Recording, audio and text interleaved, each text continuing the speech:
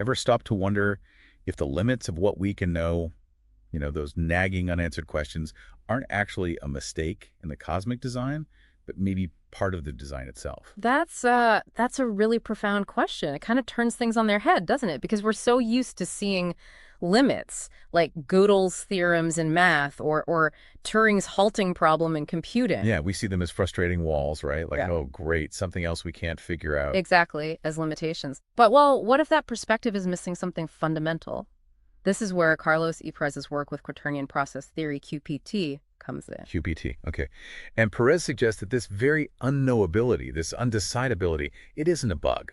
Not a bug, but maybe a feature, a vital ingredient even. That's what we want to dig into today. All right, so our mission for this deep dive is to explore Perez's perspective shift. How looking at undecidability not as a problem, but as like a creative principle might change how you see, well, everything. Pretty much. From the universe down to, your own thoughts. It's a big shift. Okay, so let's start with what Perez calls the great reversal. The old view is pretty clear, right? These limits in logic, in computation, they show the boundaries of our formal systems. Right. They seem like fundamental constraints on what we can know or compute. If you think reality is built from fixed rules and solid objects, then yeah, undecidability looks like a crack in the foundation. A flaw. A flaw, exactly. But QPT says, hold on, what if the foundation isn't rock solid? What if reality isn't fundamentally static structure, but ongoing process? Like a river. I know Perez uses that analogy. You can name the river, point to it, but the water itself is always moving, always new. Precisely. That's the first core insight. If reality is fundamentally process, not static stuff, then the whole idea of decidability changes. That's so. Well, you can try to pin down a static object, right? Measure it, define it completely. But a process, it's constantly unfolding, generating novelty. It inherently resists being fully pinned down or determined. Okay, that makes sense. Like trying to hold water in your hand. Kind of, yeah. And this might shed light on really tricky things, like consciousness. We search for the seat of consciousness, the specific mechanism. Like it's a thing we can isolate. Right. But maybe, as Perez suggests, consciousness isn't a thing, but a flowing process that creates itself moment by moment. If it's a flow, no wonder we can't fully grasp it. It's inherently undecidable because it's always becoming. A flowing process. That ties into the next idea, doesn't it? The link between this undecidability and self-awareness. Absolutely. That's the second insight. Think about trying to understand yourself. The moment you reflect on who am I, you've changed the equation. Yeah, it's like trying to see the back of your own head. You turn, it turns. That Hall mirrors effect. Exactly that. Self-reference creates this inherent loop, this inability to get a final fixed answer. And Perez points out, this isn't just philosophical navel-gazing. Where else do we see it? Well, think quantum mechanics, the observer effect. Observing the system changes it. Or biological feedback loops, your body constantly monitoring and adjusting itself. That self-referential loop creates a kind of necessary fuzziness and undecidability. But here's the really interesting part. You mentioned that this fuzziness, this limit, isn't just a byproduct. It's what enables genuine self-awareness. That's the paradox Perez highlights. A system that could completely know itself would be static, determined, like a machine. The gap created by undecidability, that space where complete self-knowledge isn't possible, is actually the space where dynamic self-awareness happens. Like Socrates, I know that I know nothing. Recognizing the limit is the start of wisdom. Precisely. It's not about final answers, but the ongoing process of inquiry enabled by that inherent undecidability. Okay, so undecidability allows for self-awareness. Then comes the third insight, which feels even bigger. Creativity actually requires undecidability. Yeah, this follows logically, doesn't it? If a system were completely determined, fully predictable, where would genuine novelty come from? It couldn't. Everything would just be playing out a pre-written script. Exactly.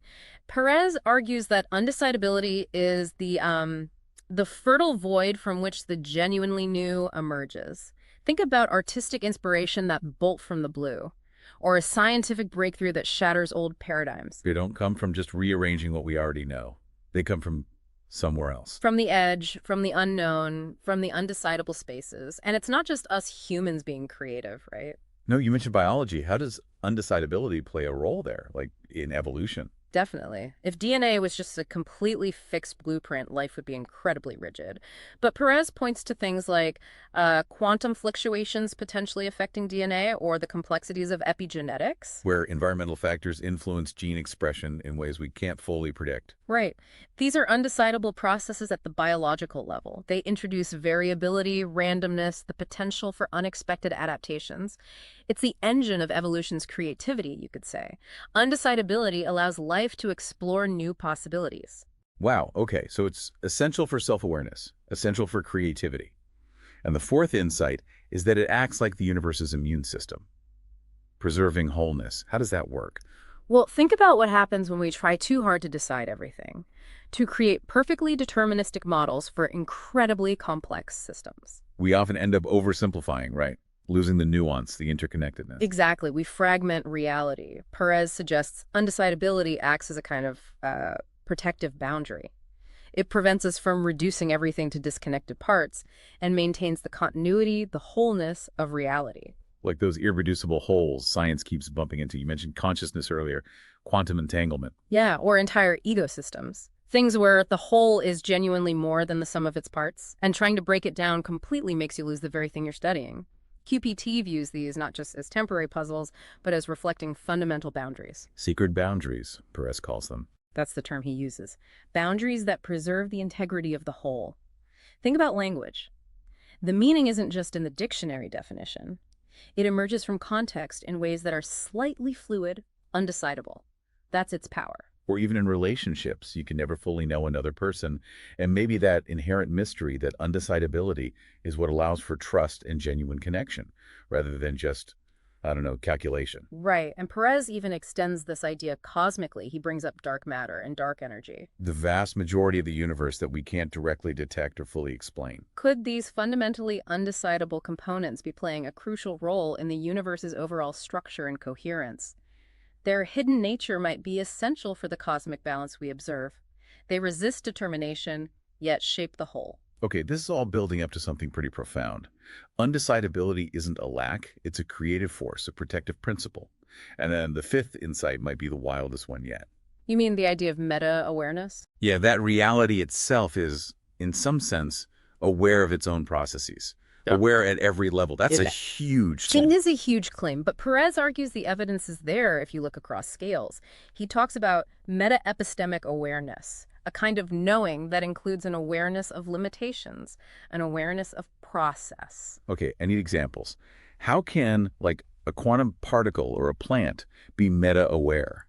That sounds like stretching the definition. Well, it's not consciousness like ours, obviously, but think about quantum uncertainty or entanglement. There's a kind of responsiveness, a reflexivity in how quantum systems behave, especially in relation to observation. Or in biology, an immune system doesn't just react. It anticipates, it learns, it models potential threats it hasn't even encountered yet. A plant adapting its growth to light and soil conditions. It's a form of embedded wisdom, an awareness of its state relative to its environment. And our own minds, obviously. Yeah. Thinking about thinking. That's meta-awareness. Clearly. Language itself allows this reflective loop. But Perez sees this pattern repeating in social systems like markets adjusting, scientific communities correcting themselves, cultural evolution. There's this tendency towards systems developing awareness of their own workings. This meta-epistemic imperative you mentioned. Yeah. A drive towards self-awareness. Something like that. A tendency for systems to become aware of their own states and the undecidable context they operate within. And he even floats the bootstrap principle, the idea that maybe this meta-awareness isn't something that just emerges late in the game with complex brains. But it's somehow inherent from the start. Like consciousness and matter are two sides of the same coin. That's the implication, that this awareness of process is fundamental. And perhaps through conscious beings like us, the universe finds a way to reflect on itself, to become explicitly aware of its own meta-awareness. Which leads to a different view of knowledge, doesn't it? Not just us extracting facts, but participating in this cosmic self-discovery. A participatory universe, where our knowing and our not knowing are part of the unfolding. Perez even talks about meditative science, an approach that embraces this interconnectedness and the limits of purely objective observation. Wow. Okay, so let's try to bring this all together. Stepping back from the details of QPT. Yeah, the big picture. The big picture, based on Carlos E. Perez's explorations, seems to be this.